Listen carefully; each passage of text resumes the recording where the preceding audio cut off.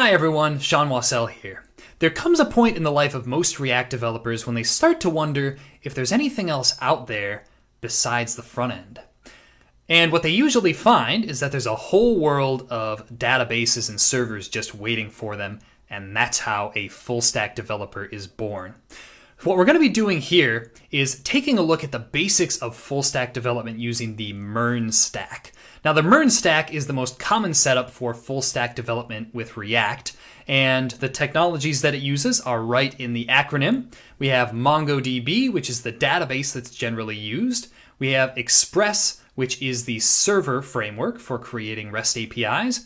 We have Node.js, which is the runtime on the server side, and last of all, we have React, which of course is the front end. So these four technologies fit together really well because they all rely primarily on JavaScript, which means you can write an entire full stack application using a single language.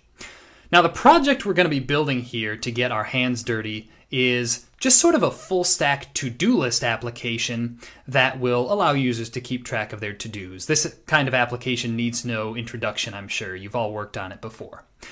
So the point here is not so much to go into depth on what each of these technologies is and, how it works, but the point here is for you to walk away with a good understanding of how all those four technologies fit together to create a full stack application.